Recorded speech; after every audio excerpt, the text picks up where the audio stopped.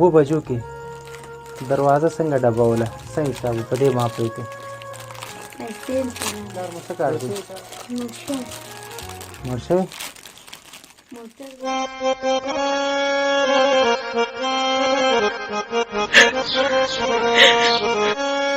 پلار دې ښه و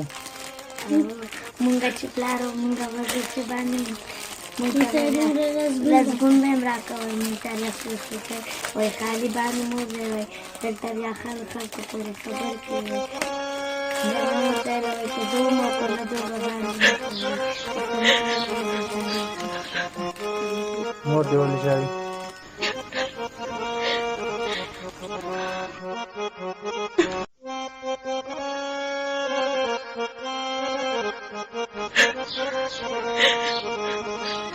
بس بس نه ولې ژاړې ولې هېڅ خبر نشته مه ژاړه مه ژاړه خیر دی مه ژاړه مه ژاړه بس دی بس دی مه ژاړه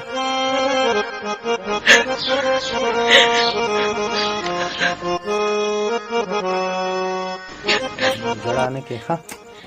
او زه یم که نه زه ستا کاکا یم زه ستا هر څه کېږم زه ستا مشر ورور یم نور ژړا مه کوه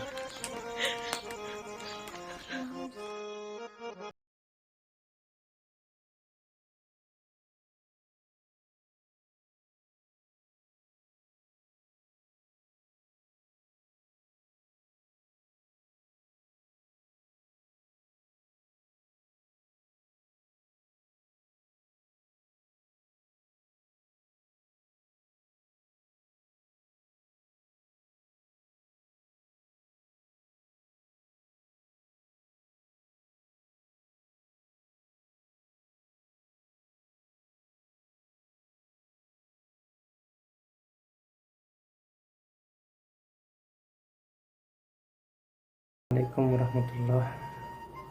عزتمندو ورونو کشرانو مشرانو خدای دې وکړي چې تاسو ټول خوشحاله او د حیا په جامه سنبال اوسئ په ډېرې خواشنۍ سره چې دغه درې ماشومان لږه شېبه مخکې څه باندې 7 بجې چې د کلینیک دروازه یې وهله نو حیرانه شوم سره د باره ووتم تر څو زه ویې ګورم چې په دې وخت کې دا کوم ناروغ راغی نو وړوکی کمکي او ماشوم اواز وکړو چې کاکا 10 روپۍ راکړه دروازه مې خلاصه کړه خواره واره 3 ماشومان ناست دي یوه جلۍ او 2 هلکان چې تاسو کوم ویډیو کې ګورئ دننه مې راوستل پوښتنه مې ترې وکړه د دې خپل د کور مشکلات یې وویل لنډه دا چې بس د مور پلار مې تپوس چې مې وکړو پلار دې څنګه دی ولا مړ دی ګرمې مونږ ته به شی نه اخیستل مونږ یې بار نه پرېغوستلو مونږ ته به ویلې چې دا 10 روپۍ واخله خو بیرون مه ګرځئ کله چې وایي موټروالو مړ شو نو اوس مور مې ژاړي او مونږ ته وایي چې زه پیسې راټولې کوي د دې مستقبل خرابېږي په شتمنو وروڼو باندې مې دا غږ دی که څوک هم د دې ښوونه او روزنه په غاړه باندې اخیستی شي نو دغه ماشومان په مونږ او تاسو باندې هڅو د لاسه ورنه کړي ګلالي ماشومان دي یتیم دي بې سرپرسته شو لاچاره شو تاسو نه مو هیله کېږي دغه ویډیو شیر کړئ او په غټو ګروپونو کې واچوئ تر هغه چې یو داسې مسلمان ورور ته ورسېږي چې د دغې ماشومانو د دې د مستقبل د جوړونې د دې د مکاتب خرچه په غاړه واخلي د دې کور خرچه په غاړه واخلي او د دې روزنه وکړي که ستاسو د وسې پوره د دې لاسنیوی وکړئ زمونږ د صحت بخش دی څه کېږي موږ هر یو لاچاره بیچاره او اړمندې کورنۍ چې دلته راځي او درمل دپاره موږ ورته لبیک وایو که زموږ د وسې پوره نه وي نو همدغه ناروغان موږ نورو ډاکټر صاحبانو ته معرفي کوو په خپل رسمي ورقې باندې چې تر څو